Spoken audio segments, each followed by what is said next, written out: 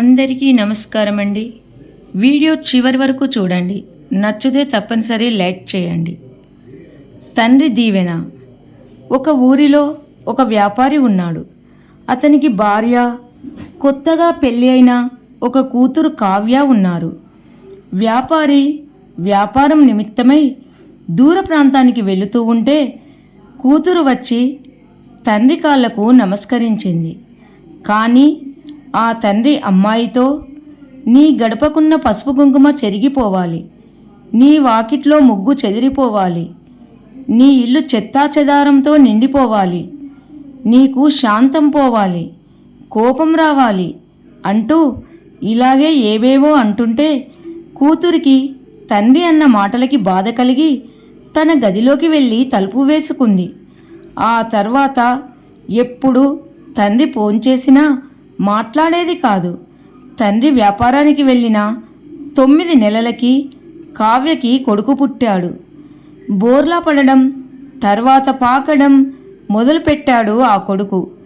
కావ్య శుక్రవారం నాడు గడపకి పసుపు రాసి కుంకుమ బొట్లు పెట్టింది. తన కొడుకు చిన్నగా ఉండడం వలన పాక్కుంటూ వెళ్ళి పసుపు కుంకుమ మొత్తము చెరిపివేసి ఒళ్ళంతా పూసుకున్నాడు. మర్నాడు గడప దాటి బయట వేసిన ముగ్గును మొత్తము అటూ ఇటూ చెరిపేశాడు. నడవడం వచ్చేసరికి ఆ పిల్లాడి అల్లరి ఎక్కువైపోయింది. ఇల్లంతా బొమ్మలతో, చింపేసిన కాగితాలతో చెత్త చెత్త చేశాడు ఇల్లును. తల్లి కూర్చోగానే వెనుక నుంచి వచ్చి ఆ పిల్లాడు ఆమె జుట్టు పట్టుకొని లాగడం మొదలుపెట్టాడు. దానితో కావ్యకి శాంతం పోయి చాలా కోపమొచ్చి కొడుకుని కొట్టింది. వాడు ఏడుస్తూ ఉంటే వెళ్ళి ఊరుకుండబెట్టింది.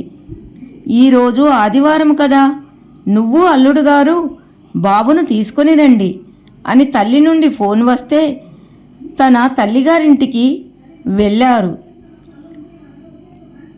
ఏం చేస్తున్నాడు మనవడు అంటూ అమ్మమ్మ పిల్లాడిని తీసుకొని ఎత్తుకునేసరికి కావ్య కొడుకు చేసే అల్లరి పనులన్నీ ఏకరువు పెడుతుంటే తల్లి వింటూ నవ్వుతుంటే తల్లికేసి విచిత్రంగా చూసింది కావ్య. వ్యాపారానికి వెళుతూ తండ్రి అన్న మాటలు గుర్తుకు వచ్చాయి కావ్యకి. వెంటనే పశ్చాత్తాపంతో, అమ్మా ఫోన్ ఇలా ఇవ్వు, నాన్నగారికి నేను ఫోన్ చేస్తాను అంటుంది. ఇప్పుడు మీ నాన్నగారు వస్తారు, అందుకే నీకు ఫోన్ చేశాను అంది తల్లి. తండ్రి వస్తూనే, ఏడినా గడుగ్గాయి మనవడు అంటూ ఎంతో సంతోషముగా మనవణ్ణి ఎత్తుకొని మురిసిపోయాడు.